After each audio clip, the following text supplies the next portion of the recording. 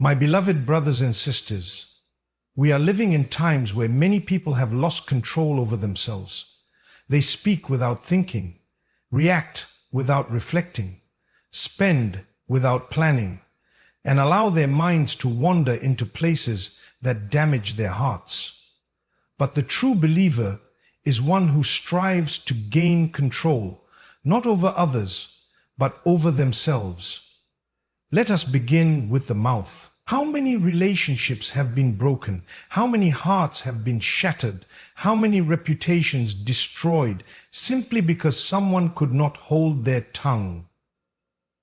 Words are powerful, and once they are spoken, they cannot be taken back. The Prophet said, "Whoever believes in Allah and the last day should speak good or remain silent." Before you speak, ask yourself, is this kind? Is this true? Is this necessary? Backbiting, slander, lying, harsh words. These are not small sins. They can ruin your akhirah. Some people think that as long as they pray and fast, their tongue is not accountable.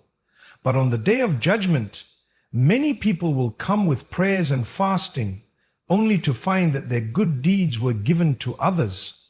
Why? Because of the harm their tongues caused. So control your mouth, and you will save yourself a lifetime of regret. Next is your mood. Yes, we are human. We feel anger, sadness, irritation, but we are also responsible for how we act on those feelings. Being angry is not the problem. Losing control during anger is the issue. The strong person is not the one who wins every argument or beats others in a fight. The strong one is the one who controls himself in the heat of anger. If you allow your mood to dictate your behavior, you will say things you regret, hurt people who love you, and make decisions you'll later wish you could undo. Learn to walk away. Learn to remain silent when you're emotional. Sometimes the best response is no response, until your heart is calm and your words are wise. Now let's talk about your money. Many people destroy their hereafter chasing this world. Others spend without purpose or gratitude. Money is a test, whether you have little or a lot. How you earn it and how you spend it will be questioned. If you earn it through haram means or spend it in wasteful ways, don't be surprised when the blessings disappear. Be responsible. Budget your life. Save for the future. Spend in halal. There's no barakah in wealth that causes arrogance, jealousy, or extravagance. Real wealth is in the contentment of the heart. Finally, your mind. This is where it all begins. What you feed your mind, you feed your soul. If your thoughts are filled with envy, negativity, and suspicion, your actions will reflect that. If your thoughts are centered around gratitude, hope, and trust in Allah, then peace will fill your heart. Protect your thoughts. Stop overthinking. Don't allow your mind to entertain every fear or every whisper of shaitan. Learn to pause, breathe, and remember that not every thought deserves your attention. Turn your focus toward dhikr, dua, Quran. These purify the mind like nothing else.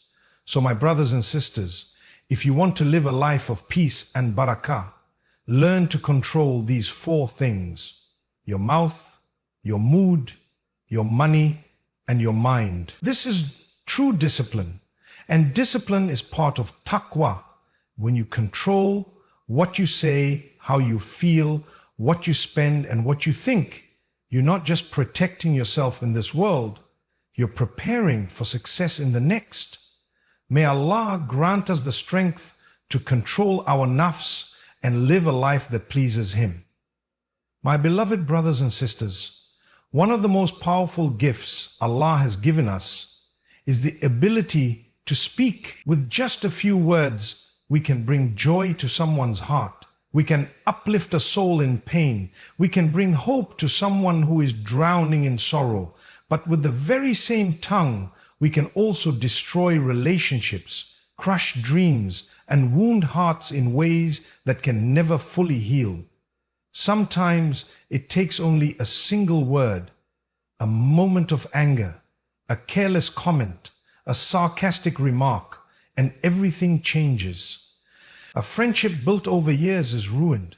A marriage that survived hardships begins to crumble.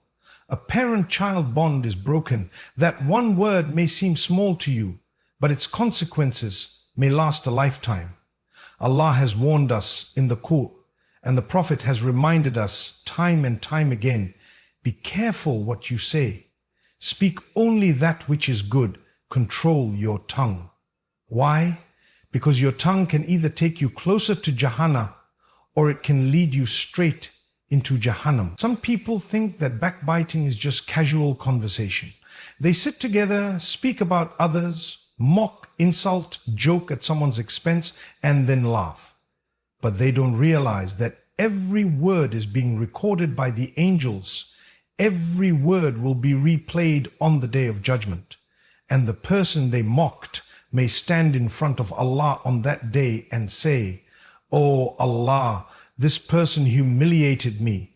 They made fun of me when I wasn't there to defend myself." What will we say then? You see, words are like arrows. Once released, you cannot take them back. You can apologize, you can regret, but the wound has already been made. And some wounds of the tongue cut deeper than any knife. They stay with a person for years. Maybe your words broke their confidence. Maybe they stopped trusting others because of what you said. Maybe they cry at night because of the way you spoke to them. We must ask ourselves, are our words healing or hurting? The tongue is small in size but heavy in accountability. The Prophet said, "A person may utter a word not realizing its gravity, and because of it he falls into the hellfire farther than the distance between the east and west." That's how serious it is. One word, just one, can destroy your destiny.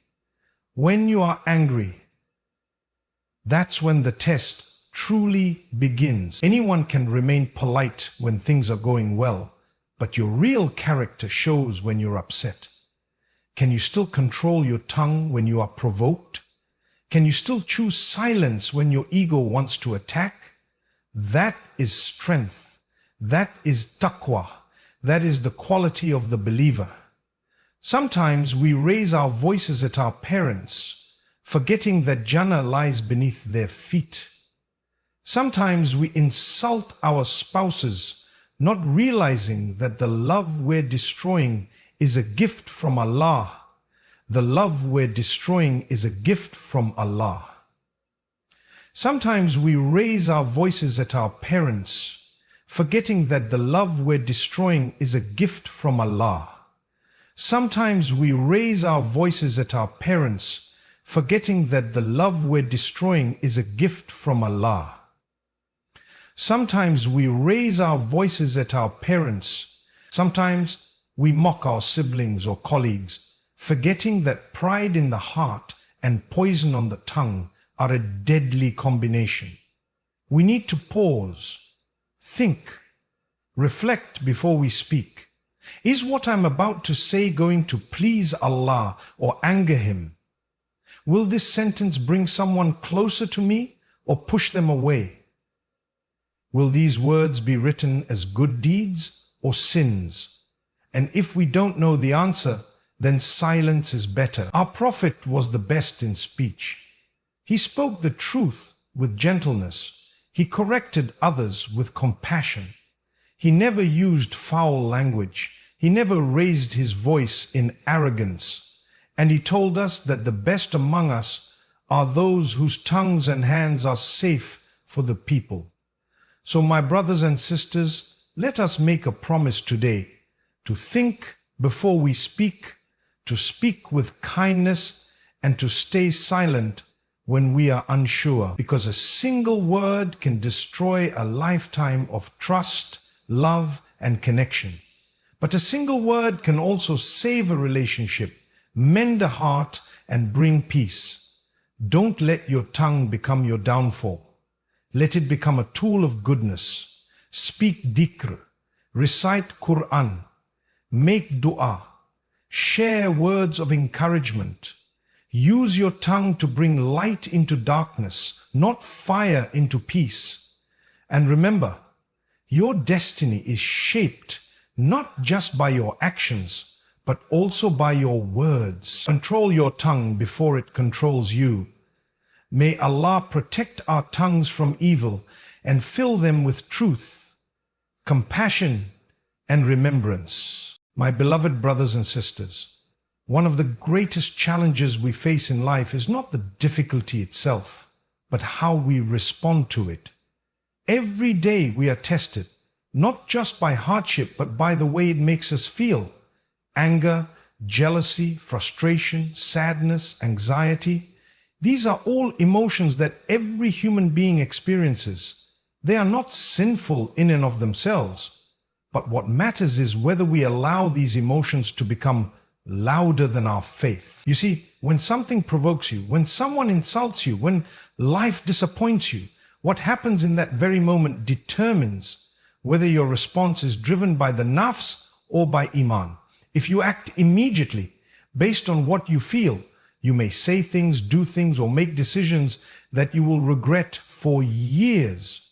But if you pause, reflect, and allow your faith to guide your response, you gain control over the situation instead of letting the situation control you. Our Dane teaches us to be emotionally intelligent. When you are angry, don't speak. When you are upset, don't act hastily. When you are disappointed, don't let despair cloud your trust in Allah. This is why the Prophet said, "The strong one is not the one who overpowers others in wrestling, but the strong one is he who controls himself at the time of anger." That's the real battle, not with others, but with your own reaction. Shaitan waits for that moment when your emotions flare up. He whispers, "Say it now, show them, don't let them get away with it." And if you fall for that whisper, you might damage a relationship, dishonor yourself, or even commit a sin. But if you pause, just pause, and say, "A'udhu billahi minash shaitani rahim," you'll see how quickly your heart calms down. Emotions are temporary, but the consequences of what we do in those emotional moments can last a lifetime. The consequences of what we do in those emotional moments can last a lifetime. A father might say something cruel to his child in anger, and years later, the child still remembers that moment. A spouse might utter a word in rage, and it echoes in the heart of their partner forever. Friends may fall apart because of one reaction made in haste.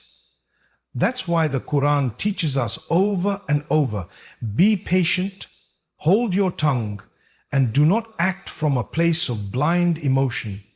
Let not your emotions be louder than your faith. What does that mean? It means your first response should be guided by the Quran and Sunnah, not by how you feel in the heat of the moment. It means when your heart is racing and your mind is clouded, you seek clarity through remembrance of Allah. You take a step back and ask yourself, what would Allah want me to do right now? That's what it means to let faith lead the way. When someone hurts you, your emotion says, get revenge. But your faith says, forgive and Allah will forgive you. When life disappoints you, your emotion says, give up. But your faith says, Allah's help is near. When things go wrong, your emotion says, why me? But your faith says, Allah knows and I trust Him. There's nothing weak about taking a moment before reacting. In fact, it takes great strength to remain silent when your ego wants to shout. So, Samushi, it takes great discipline to smile when your heart is breaking. It takes true belief to say Alhamdulillah even when you feel pain inside.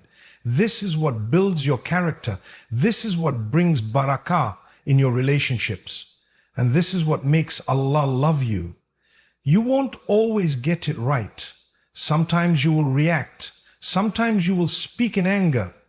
But the believer is the one who reflects, repents, and returns to the path of self-restraint. Don't let your emotions define who you are.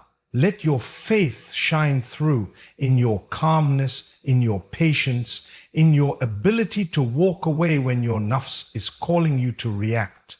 So the next time you're provoked, just pause, take a deep breath, make wudu if you have to, walk away if you need to, but do not let your reaction destroy your reward. The real victory is not in winning the argument. It's in winning the pleasure of Allah. May Allah grant us all the strength to control our emotions, to pause when we are tested, and to let our faith guide our every word, action, and decision. My beloved brothers and sisters, wealth is a gift from Allah. It is not something to be worshipped, nor is it something to be ashamed of. It is a test, a means, a responsibility. Some are tested by poverty, and others are tested by abundance. But both tests are from the same Lord. What matters is not how much you have, but how you earn it, how you spend it, and whether or not your heart remains connected to the giver of that wealth. Spend with purpose.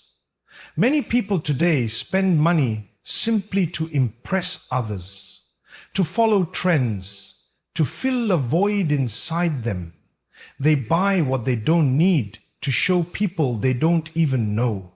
And in doing so, they fall into debt, stress, and ungratefulness. This is not the way of the believer.